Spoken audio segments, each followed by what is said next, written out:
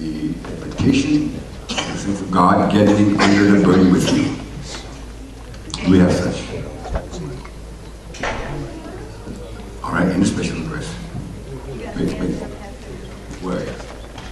Wait, no. Yes. I'd like to say that I have a specific burden for backsliders. We're looking to God, and God will make a move on this. Very well. Are they present? Will they be present? We trust. They will be present. We trust. We have a very, very heavy situation that we're dealing with. We want the saints to remember that in prayer. It's very serious. And we need God to undertake. He's moving in a mighty way, but we need God to expose this situation. So remember us much in prayer.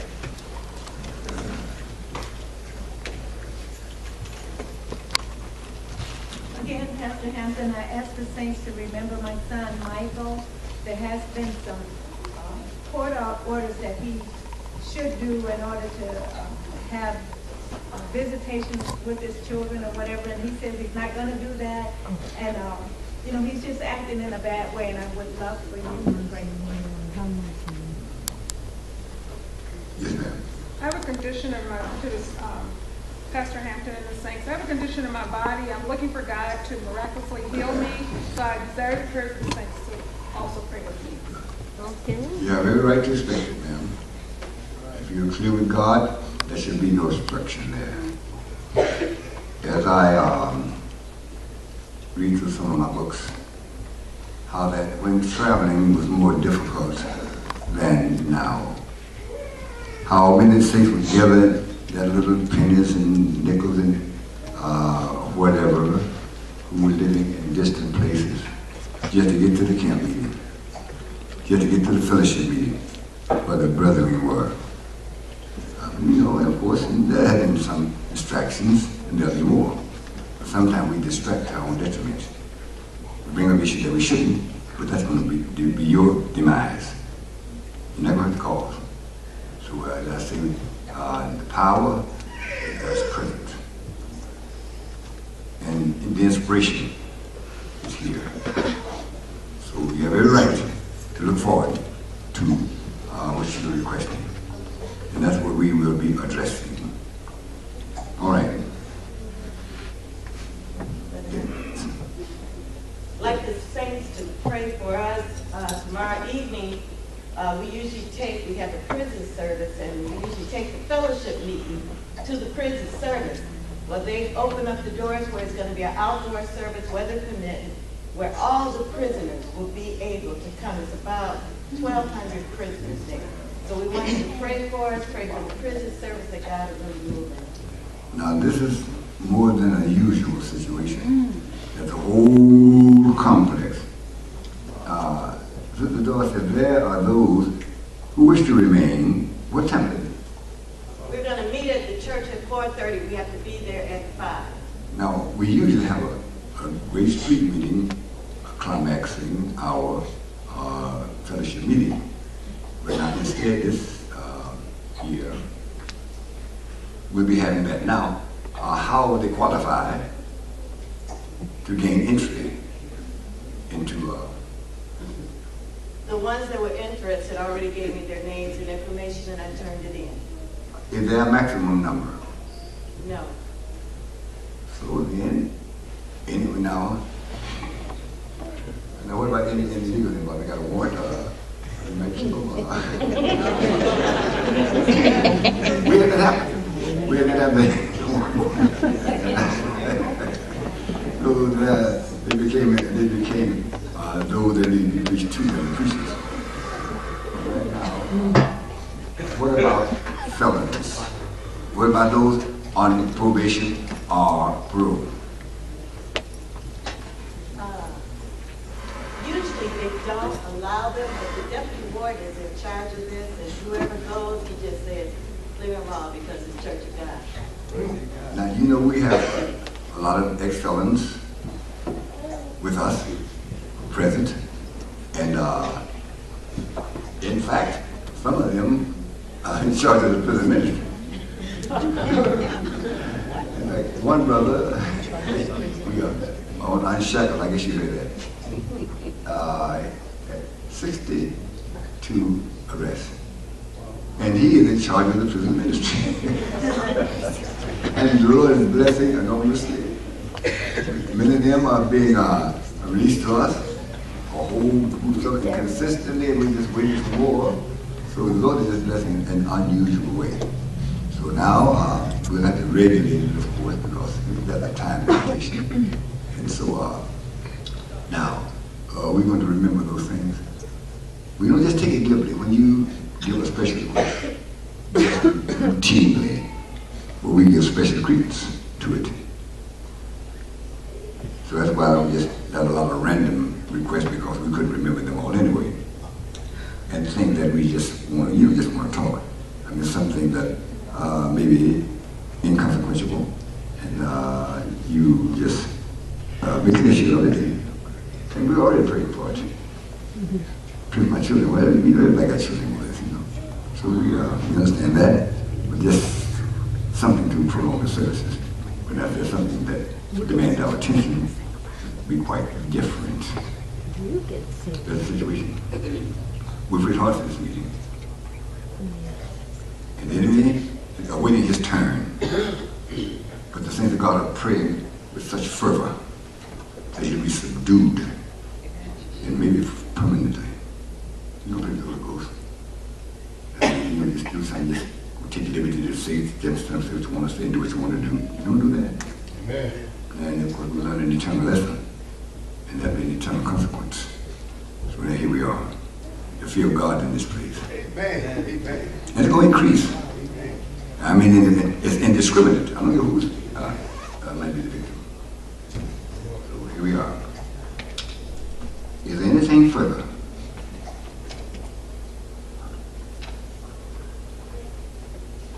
Now, we normally have a special youth meeting, and we will have it, Lord willing, today. But it's going to be mighty tight. It begins at what time is this? 2:30? Well, now, by the time we feed all the people, and we'll try to expedite you, then it'll be about 2:30. Before we finish, so you just have to do that. Vacate your place. Allow someone else to replace you. We will make the dessert, which will be highly in your favor. Otherwise, you start dinner spells and frequent trips to the bathroom and so on. So, I trust you give some credence to that. All right, then now, here we are. So now, after you eat, just come, return to the auditorium, take your places, and we will immediately begin the next service. That's what we're doing this morning. A lot of people gathering. See, after a while, people will just take you for granted. That you're going to start late anyway. Well, we don't want to create a trend here. So here we are. So now, we're going before God. And Brother Walker, where are you? Are you here? I thought I saw him. No. Oh, no, maybe my guy. I'm guilty of a visual miscalculation. I thought I saw him. All right, then. Well, then, we'll get before God. And we'll wait. Anybody? Maybe someone who might have prompted, who did not get out of spirit, or because somebody stole your dessert at home, because a child overreacted to some situation with the other one, and in your attempt to arbitrate the situation, you got out of spirit. You try to correct them, instead of correcting them, you got vindictive.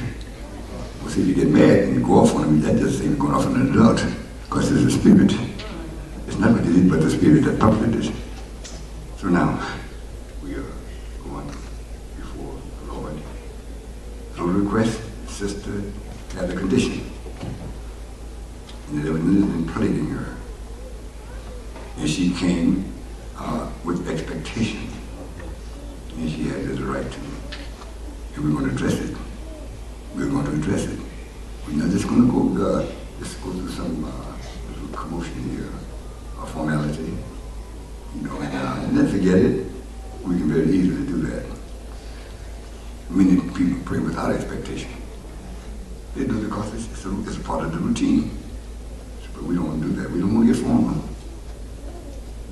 said that in the last days that'll be the character of the age, a form of godliness. We know what to do. We're Church of God people. We know all the details. We know how to talk spiritual talk. We know how to give spiritual testimony. We know how to pray. We know, but we want something beyond that. Amen. It's going to take more than a knowledge of how to do it. We're going to have the wherewithal. And I trust that we've prepared ourselves for that. Yes, ma'am. I'd like the saints to remember my son-in-law. He has a very serious condition in his body. Is he claiming anything salvation-wise? What's his attitude? Well, maybe we give him a visit. We occasionally visit to Detroit. He lives in Detroit, doesn't he? So, in fact, we're not observing ourselves anymore. I was telling the brother this morning, I actually believe, and I'm preparing for it, and God is helping me to prepare, that Jesus split the clouds during my lifetime, even though I know I'm in the twilight. Lord bless. But I believe that. Lord bless. I mean, I'm not talking to be excited, sensational. That's where I'm living. Yes. God knows I have no ambition whatsoever. Preparing for no future time and all this kind of stuff. I don't think there'll be a future. Not a significant future. I believe that. With all my heart. And you don't portray or manifest any more than you believe. We talk faith, but how much do we exercise? Yes, yes. How much do we exercise? That's the situation. Your faith is proven not by your elaborate testimony or your scripture pertaining to faith, but what you actually are exercising. The Bible says, I do it. Kneel 1:12, I believe. Read quickly. Someone, kneel. Hey, come on. I'm an elevation because you were in elevation because you were.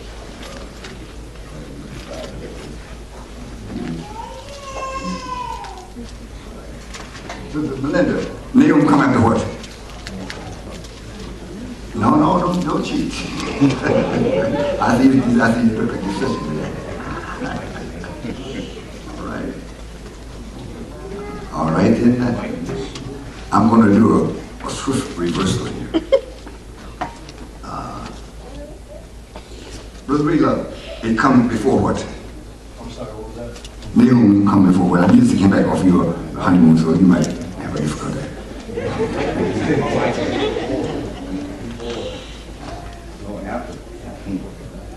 After Michael. All right, thank you. Thank you. And a few years ago, if that was in the television page, you would have got it long before now. Bless. You know your programs. All right, read it, 112. Come on with it. Do you have it? We don't have a designated reader. Though they be quiet and likewise many, yet thus shall they be cut down when he shall pass through. Is that 12? Yes, sir. Verse 12. Nahum 1 and 12. Okay. Son, the Lord is good. Yeah, he knows. He has to know trust. What's that? That's verse 7. What is it? Verse 7. Read it. Read it 1:7, okay? Read loudly. The Lord is good. The Lord is good, A stronghold in the day of a trouble. stronghold in the day of trouble. And he knoweth them that trust in him. Oh, Lord. God knoweth him that trust in him. Yes, yes.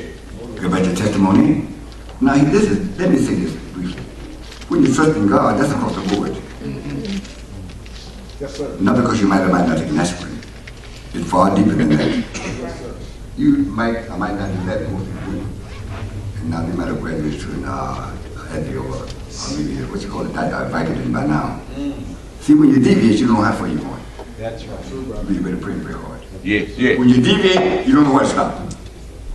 And that's where the church is in the predicament it's in today. They deviated for something small, there was a question mark behind it, a gray area, and then they went a little further, then they feel too bad about that. And now they are in that field, and their faith is shipwreck. Oh, it done. And there's little recovery. It can, but now the difficulty of recovery Oh, God. and the opposition is more than a notion. You follow me? And see, and there has to be a certain level of faith for God to operate. The motor won't kick in. You follow me? And a certain level of fervor. So we go before God.